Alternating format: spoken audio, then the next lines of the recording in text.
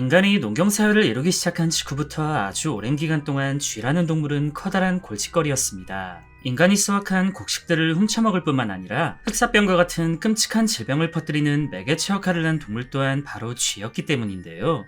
시간이 지나 이러한 쥐와 인간의 악연은 육지뿐만 아니라 바다로까지 이어졌습니다. 과거의 선박들은 모두 나무로 만들어진 범선이었는데 배에 몰래 기어들어온 쥐들은 생존과 직결된 식량을 훔쳐먹거나 싣고 가던 상품을 갈가 값어치를 똥으로 만들어버리는 등 오히려 육지에서보다 더 질긴 악연을 보여주며 막대한 손실을 끼쳤습니다. 특히나 이 당시는 한번 바다로 나가면 오랜 기간 육지로 돌아오지 못했기 때문에 식량에 피해를 입는다는 건 아주 중요한 문제였는데요. 여기에 밧줄이나 가판을 갉아먹어 항해를 방해한다거나 각종 질병을 퍼뜨려 선원들의 건강을 해치기도 했습니다. 비교적 시대가 발달한 1940년대에도 배 위의 쥐는 공포의 대상으로 여겨져 선상에서의 쥐의 특징과 녀석을 사냥하는 방법, 애초에 보건보고서에까지 이렇게 설명할 정도였는데 지긋지긋한 쥐를 해결하기 위해 뱃사람들은 묘책을 떠올려야 했습니다. 그리하여 등장한 것은 바로 함재묘. 함재묘는 이름 그대로 배에 있는 고양이였는데요. 거의 모든 사람들이 알다시피 쥐의 천적은 고양이. 골칫거리인 쥐를 잡기 위해 뱃사람들은 배에 고양이를 기르기로 했습니다. 고양이는 균형 감각이 뛰어나 흔들리는 배 위에서도 안정적으로 돌아다닐 수 있고 정해진 곳에 배설을 하는 깔끔한 특징과 더불어 쥐를 사냥함으로써 스스로 먹이를 해결한다는 것까지 거의 완벽한 조건을 가지고 있었는데 무엇보다 고양이는 체내에서 스스로 비타민C 합성이 가능한 동물이라 긴 항해로 인한 괴혈병으로부터 자유로운 동물이었습니다. 배 위에서 고양이는 쥐를 잡는 것 외에도 선원들의 안정을 도와준다는 큰 장점이 있었는데요. 짧게는 며칠에서 길게는 몇 달, 더 길게는 몇 년 동안이나 배 위에서 생활하는 이들에겐 언제나 우울증과 같은 트라우마가 있었고 함재묘는 그 존재만으로도 이들에게 큰 위로를 주었습니다. 그런데 2차 세계대전 시기 어떤 함재묘는 엄청난 사건의 중심이 되어 지금까지도 큰 화제가 되고 있는데요.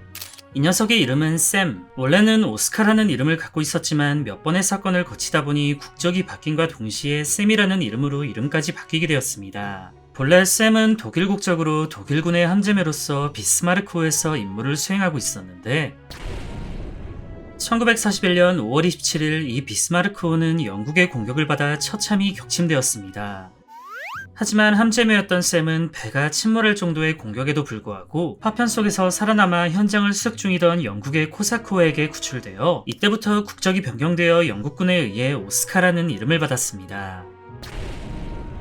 그리고 1941년 10월 27일 오스카가 타고 있던 코사크호는 독일군 유보트의 공격으로 침몰하게 되었고 이 고양이는 두 번째로 죽음의 문턱을 경험하는데요.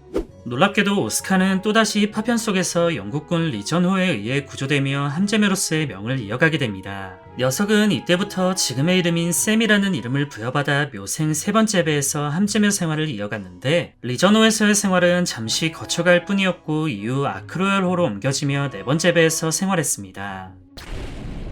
하지만 1941년 11월 14일 운명의 장난인진 몰라도 아크로열호마저 유보트의 공격을 받아 또 침몰하게 되는데요.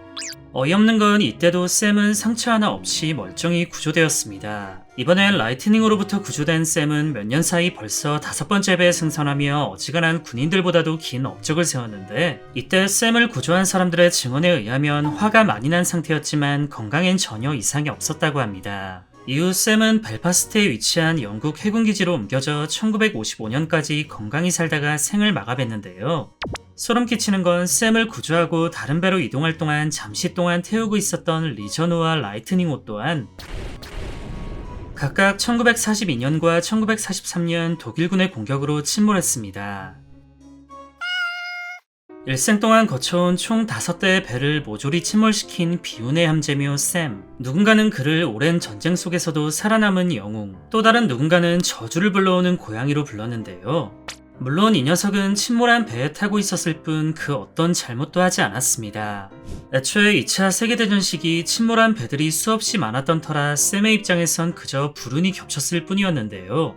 이후 샘은 불친묘 샘이라는 별명과 함께 유명해져 지금도 영국 해양박물관에 그림과 기록들이 전시되어 있습니다. 여담으로 배를 타는 함재묘, 다시 말해 쉽캣뿐만 아니라 비행선에 타는 에어쉽캣도 있었는데 가장 유명한 에어쉽캣은 키도라는 고양이로 얘는 인류 역사상 최초였던 비행선 교신의 주인공이기도 했습니다. 1910년 미국의 비행선 아메리카는 인류 역사상 최초로 비행선에 통신기를 설치했는데요. 이 비행선엔 에어쉽캣이었던 키도가 타고 있었고 키도는 이 안에서 어찌나 지랄 발광을 떨었는지 인류 역사상 첫 교신의 내용은 Roy, come and get this goddamn cat. 로이 빨리 와서 이 빌어먹을 고양이 좀 치워 였다고 합니다.